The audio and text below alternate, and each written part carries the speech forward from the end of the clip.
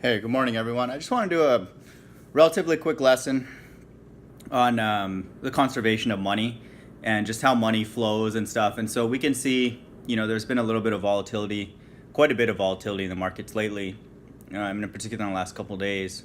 And to me, like the reason that they do that around Christmas time and stuff is just they think that people will be, distracted and not as fearful when they're, with their family and stuff. So they kind of let the air out of the balloon in very strategic times, which makes sense. And so this is no better time to do it when people are busy with other things, in their life. So we saw the market do poorly, Christmas Eve. And so, that's happening. And so I just wanted to kind of wrap our head around the sequence of events and, what's going on, in the financial world. So if we think of really everybody is like a walking financial statement. If we think of it, just use this as an analogy, a way to kind of put our heads around the goings on of the financial markets worldwide. If we think of literally everything in the world, every individual, whether it be a human or a corporation, we have a set of financial statements. Like I have a set of financial statements. I have a car. I have rent payments, I have, income through, my part-time job, and I have certain assets, like golf clubs and all that kind of stuff. And so if someone were to, require me to make a balance sheet, and an income statement and a cash flow for myself, I could do that fairly quickly. It's fairly simple for an individual, especially like myself, who doesn't, own like a home or have anything kind of major. And it's, everybody has that, and it's good for us to think in those terms. A lot of people don't. They just focus on what's their cash flow basically, and just whatever's coming in, they pretty much will spend it and sometimes, overextend themselves. They don't think about their balance sheet, basically their assets and their liabilities and how much of the assets that they own through their equity. And so companies have done that as well, like Enron, and I look outside my apartment and the old Enron building, stares me right in the face. And they were the biggest culprit of that in recent history, just not even publishing the balance sheet and the cash flow. And a lot of accounting changes had to be made around that because they were just focused on the income statement and just showing, investors fake revenue. And so, we are all financial statements. The main three financial statements: balance sheet, income statement, and statement of cash flow. But the most comprehensive is the balance sheet. It tells us everything. The income statement is a zoom in on the retained earnings, which I talk about in my Deutsche Bank video. Retained earnings is basically the income that you get month over month, and it's put into that account. So the retained earnings houses the income statement information, summarized, and that leads to equity. That allows you to own more and more of your company the more income you bring in, which makes logical sense.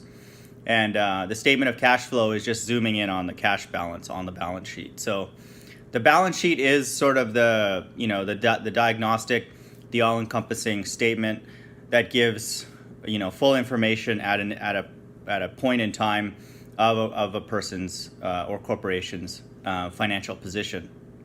And so think of us all as humans and corporations walking around as a balance sheet, and the same as the central bank, the Fed and all the banks and all the companies. And so let's go right to the beginning. So when the Fed, let's say there's a certain amount of money in circulation, and then the Fed decides it needs to inject more. Let's just say, in a normal situation, it's if the population's growing, or there's another particular reason. There's more, ingenuity out there that needs to be captured with more currency, either relative to another country or just, assessed within a country. But let's just say now the Fed is deciding to increase the money supply, and they have done it, for whatever reason. They would have to then, make a journal entry, what's called a journal entry, on their balance sheet. So you can't just flick a switch and just, make money. It's like think of our personal balance sheet.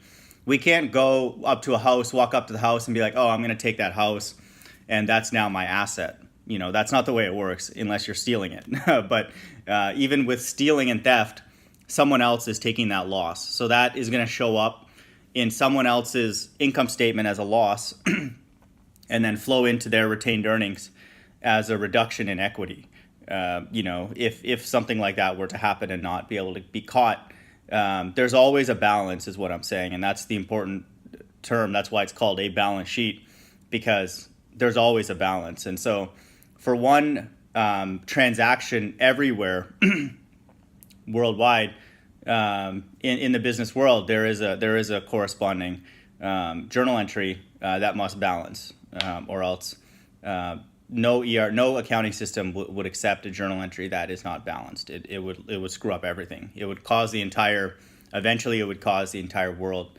That error would then seep into someone else's system, and then it would propagate everywhere. And so it has to balance down to the penny. So when the Fed, let's say, wants to inject $100 more into the system, it now has 100 more USD. Let's say that's an asset, but its corresponding journal entry would have to be also a $100 liability.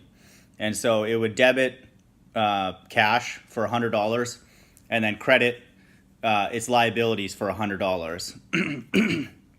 And so that's the journal entry for, infusing new amount of money into the US, let's just say, into the money supply.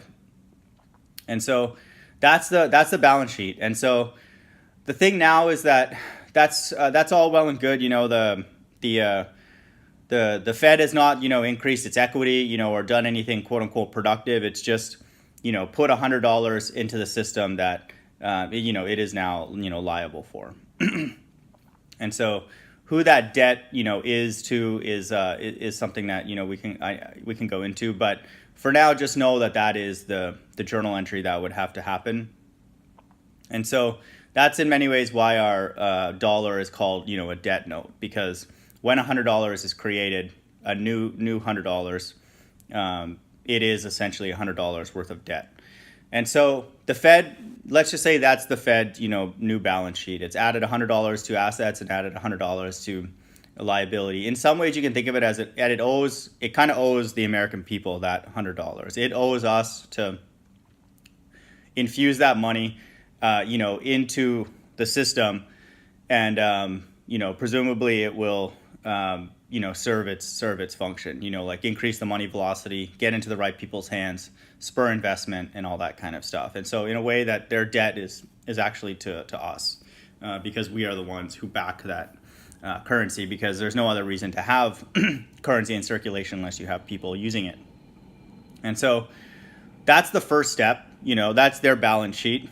And then so once that money goes into the system, or is made available to the system is a better way to put it, what the Fed has been doing for many years, in particular during the '08 crisis, is buying securities or stocks, during meltdowns. And so when we talk about like the banks getting a bailout, they are basically, the Fed is, printing money, putting a journal entry up, $100 asset, $100 liability, and using that $100 asset of cash to buy stocks to support the market. So that $100 of cash now turns into $100 of securities and stocks, and then the cash gets, injected into the stock market. And so there's like an exchange. So the first journal entry is $100 cash, $100 liability. That's the first step, just to like get the money first available. And the second step is, let's say the market's crashing, the $100 cash gets credited, so taken off, reduced to zero, but it's replaced with $100 worth of securities and stocks from the stock market. And so the Fed balance sheet now is $100 of securities as their asset and $100 of liabilities. So that hasn't changed. And again, their debt is technically to us. And so, that's the Fed balance sheet. And so this is where things throughout, for the last at least 10 years, they've been, increasing their balance sheet. They've been buying more and more stuff, and not just the American Fed, but also all central banks have been doing that. The Bank of Japan, I heard some stat, they own like over 75% of all the stocks in Japan, or some ridiculous number like that. Don't quote me on that. But so their asset would largely be stocks. And so, once that's, that's fine, I guess. Let's just say that that's what's happening. The main issue with this is that when the stocks are dropping, they're dropping for a reason. Like when a stock is dropping, it's just people don't want it. It's like the natural course of action should be, if something is worthless or valueless or declining in value, it should be allowed to just go wherever, whatever the market wants in an open, uninterrupted market. The issue with the Fed coming in and buying stuff and propping up the stock price with new money is that it creates a sense that that company is actually valuable, by them being in there as the buyer, not always of last resort, sometimes just first. And so that's the main issue, is that now the Fed has on their balance sheet a lot of securities that we don't know what their true value is, because the market was not allowed to drop it to what it should be, and potentially some are zero. And I have a feeling quite a few stocks and securities and stuff that the Fed owns are actually worthless. And so worthless companies that are not functioning and producing, anything useful for the general population need to go to zero. That's just that's the natural course of things that should happen in a normal functioning economy. And so now the issue is, like, the Fed has a huge balance sheet, and so they burned a lot of their cash to buy a bunch of stocks. And now they're with this Fed rate hike, and I've done a video on that if you check it out. Then so that this kind of means that they're the water faucet, they're not making more and more money. They're sort of restricting the amount that they're going to create and be able to support the markets with. And so now when people sell, the Fed has kind of saturated its ability to buy off the market, or at least greatly limited it. And then so now when selling happens, it kind of goes uninterrupted, for a period of time. And so that's what I see happening right now, is that the markets are now just more and more people are selling for a lot of different reasons. They're locking in gains because they see the market has topped out, which I think is very likely. Or they're just, pulling from their 401k because they've lost their job and they need to live off of it. And I have a feeling that's happening, And so essentially once the Fed has, and ultimately in my opinion, God has expanded the money supply out to people enough, he's given people kind of what he wants them to have, and then that's sort of the end of it. That cannot go on forever. Like, logically speaking, you can't just keep making more and more money, and just think that that's going to go on forever, because the amount of money would be completely useless. And I looked at the market cap of all the stock markets worldwide. It's peaked at like $100 trillion. That's plenty of money, in the circulation. That's just in the stock market. And so that doesn't include, other assets out there and money that's held up elsewhere, and there'll be lots of other places. And so that's a lot of money, that's out there for a world population of, 7 or 8 billion people. And so, the money supply has expanded and been maxed out, for sure. And so now that this contraction is happening, we see that, the markets are going down, and they're going down pretty aggressively because there's no one on the other side to buy with enough buying power, quote unquote liquidity, to support the market, and not just support it from stay flat, but to increase it.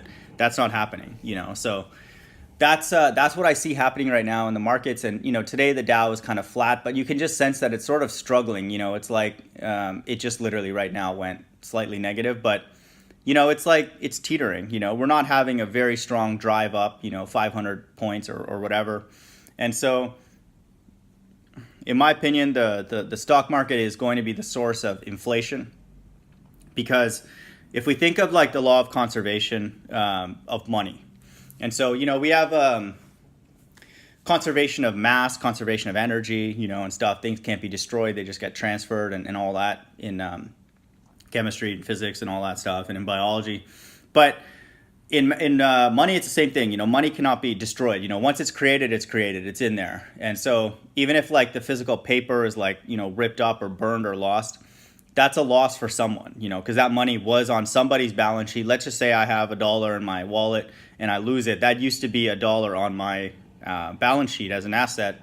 And when I no longer have it or can account for it at the end of the year, I have to take a loss.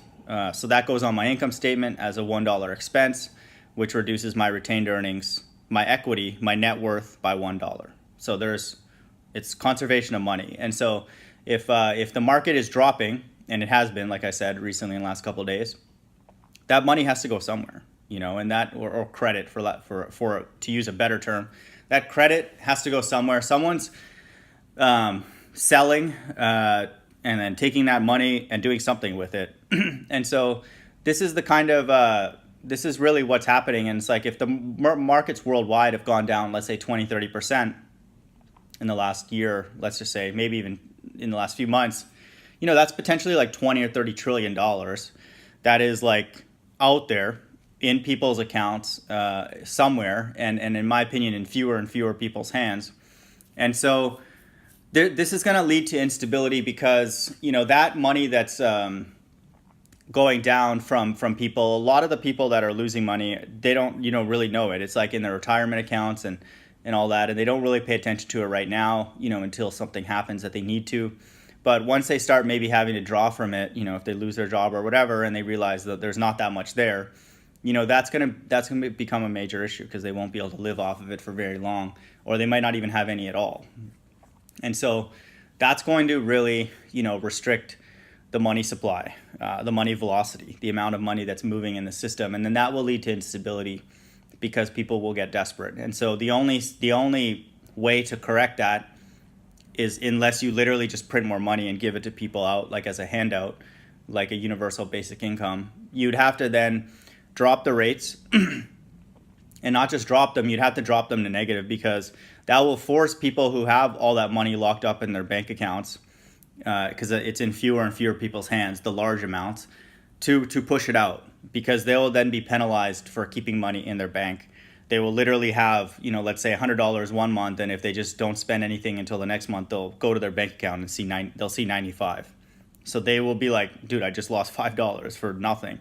So they would be like, I'd rather spend the $5, So it will penalize them for keeping money in their bank accounts wherever they are. Like just even our stock accounts, like, whatever you use, shareholder, share builder, E-Trade or whatever, TD, Ameritrade and all that, like those are all backed by banks. So fundamentally, those are all, banks that are behind that, providing the liquidity for all the different trading.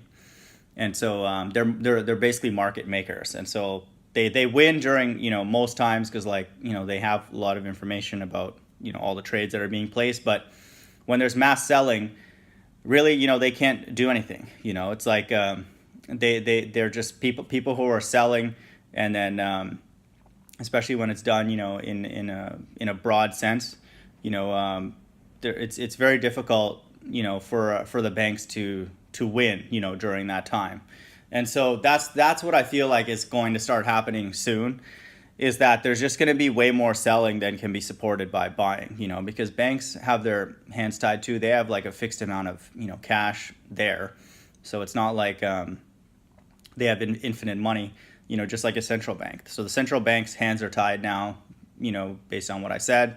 And then even their network of banks now, they can't just, magically produce, all this money when people start selling, and so if there's not enough sellers, amongst, individuals and institutional investors, and the banks can't support the selling, it's like that the prices will drop, fairly fast, because they'll have to find a buyer somewhere.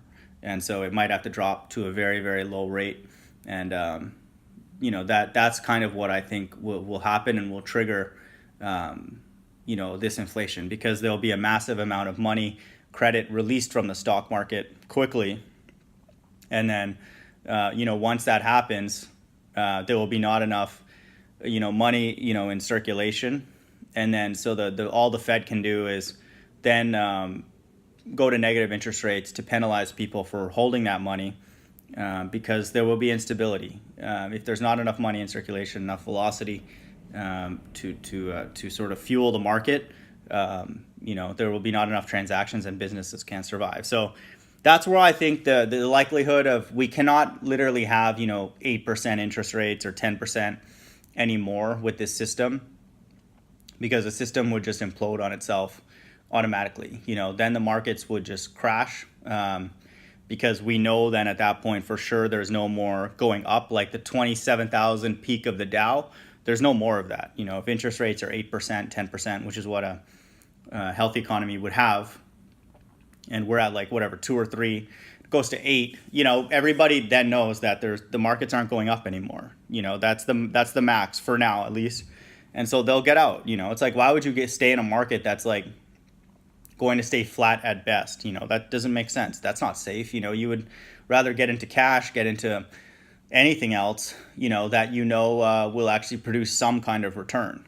And so, the markets have been sort of fluttering, about flat for the last couple of years, and now they've officially been dropping, taking like a negative turn.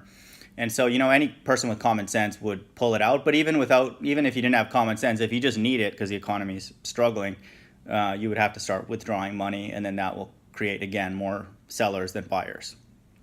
And so, to me, that's sort of the path of this thing, and we see, in the book of Revelation, it does talk about inflation. I believe it's in Revelation 6:6.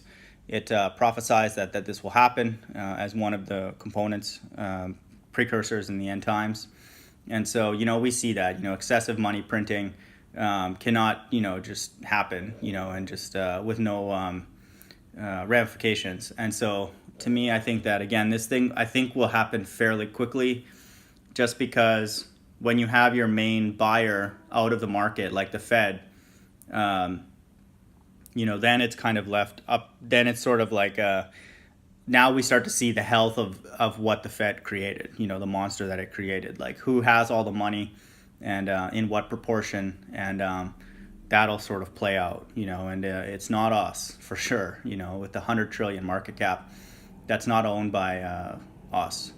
And even if some of it is owned by us, it's not controlled by us. And so that's a major problem. A lot of people have their 401ks locked up with companies that don't allow them to manage it until they leave or are let go or whatever.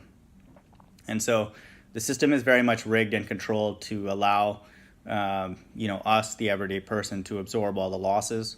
And again, I don't know. I don't really speculate too much anymore what to do, because I have no idea. I don't think a lot of people know how this thing will exactly play out. No one knows the precise timing and what the implications are, but it's not good, that's for sure. And so the conservation of money says that the money that's locked up in the market, when it goes down, has to go somewhere. And to me, that's just a massive amount of money that will be leaving the stock market and going into certain people's hands, and then it will create inflation in some places and deflation in other places.